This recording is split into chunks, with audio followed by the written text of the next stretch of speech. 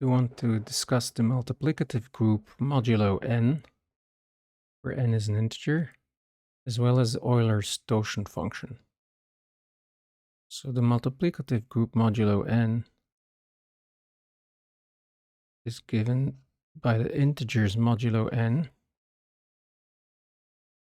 with respect to multiplication, but the condition is that this has to be a group, and that restricts our elements to be those which are co-prime with n. That is to say, we will only allow a as an element if the greatest common divisor of a and n is 1. So let's give an example. If we look at z modulo 9, the multiplicative group, then that will have elements 1, which is co-prime to 9, 2, not 3, 4, 5, not 6, 7, 8, and that's it. So there are 6 elements in this group. In fact, it happens to be the case that this group is the cyclic group of order 6, as for instance we can show by taking 2. We multiply it by 2, we get 4. We multiply it by 2, we get 8. We multiply it by 2, we get 16, which is 7 modulo 9. Multiply it by 2, we get 14, which is 5 modulo 9. We multiply 5 by 2, which is 10, equals to 1 modulo 9. So indeed we get the cyclic group of order 6 generated by the element 2, for example. All right. Now, what is the number of elements in this group?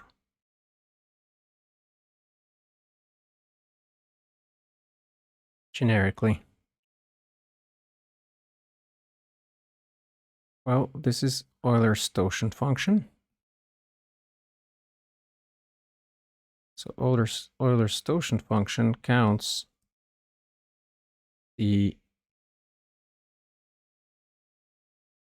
integers smaller than n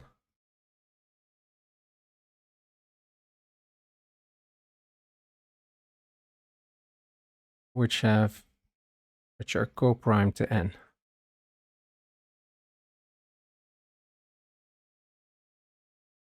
So how many are there for a given n? Well, the first thing to understand is that Euler's Totient function is multiplicative. That is to say, if the GCD of m and n is 1, then phi of the product of m and n is phi of m times phi of n. That is what it means to be multiplicative for a function on the integers. So why is this the case? This is a bit complicated, so we make a scheme in which we put all the integers smaller or equal than m times n in a grid. So the next one is m plus 1, m plus 2, and here we have 2m, and so on. Then we have here, we have, go on, we put them in the rest of the grid, n minus 1 times n plus 1, n minus 1 times n plus 2, etc., all the way up to n times m. All right. Now, we want to know the number of elements co-prime to n times m, but this implies that the element, of course, is also co-prime to n and co-prime to m. So let's first look at which columns are co-prime to m.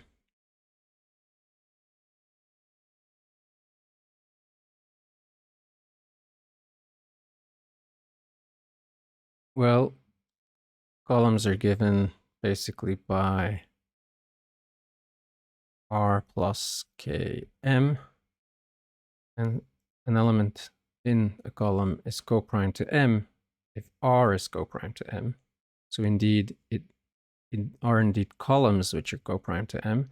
How many columns are co-prime to M? Well, that's easy. The GCD R and M should be 1. And therefore, we have phi of M such columns.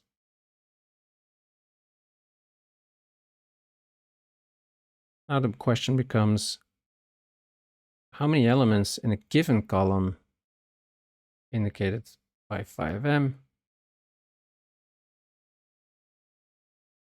are co-prime to N? So a column will have elements K times M plus R. And when is such an element in such a column equal to another element in such a column modulo N? When does this happen? Well, clearly, if this is true modulo N, then Km is equal to Lm modulo N. But now, because K and M are co-prime, because M and N are co-prime, we have such a thing as Bézout's identity, which says that we have an A such that AM plus BN is 1. And therefore, M has a multiplicative inverse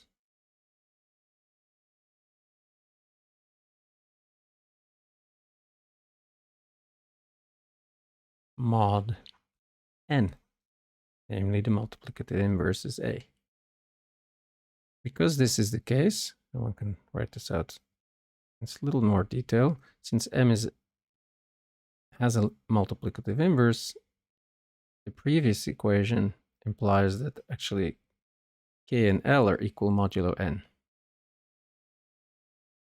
So therefore, each column here, each column in the scheme, which contains N elements, has all the elements of Z modulo NZ. So all elements are present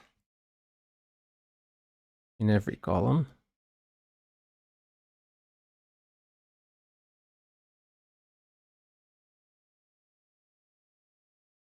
And therefore, the number of elements that is co-prime to N equals phi of N.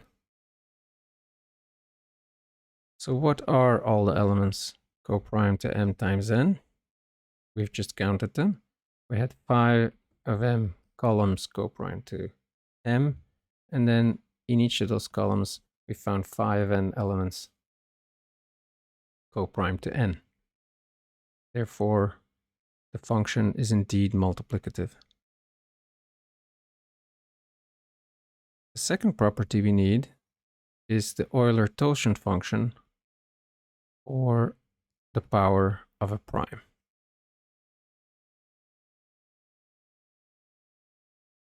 So suppose P is a prime, and let's count the number of elements co-prime to P, smaller or equal than P. What are these elements?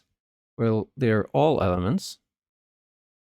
That would be P to the K, for all the numbers from 1 to P to the K.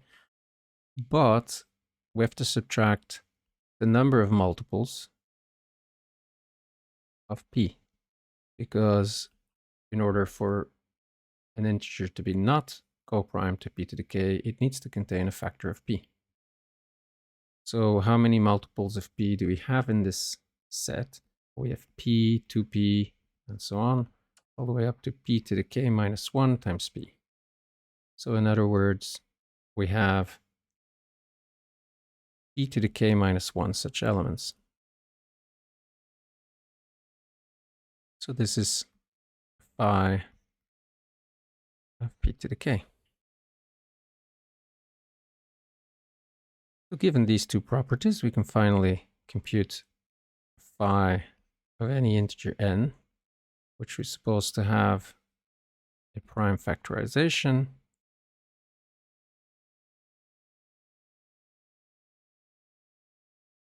Then, because these powers of primes are co-prime, we can use the multiplicative property.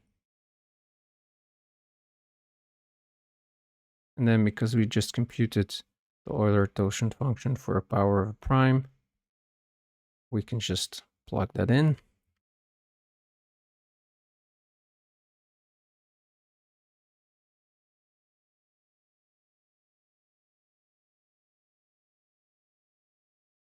And then because we defined n to have this prime factorization, we find that it is equal to n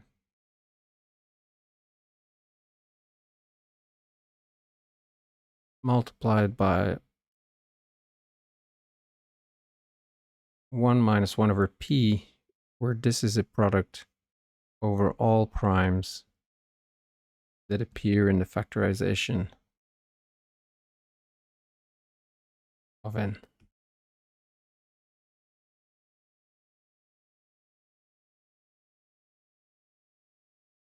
So this is our formula for the Euler Totient function, and therefore for the order of the multiplicative group modulo n.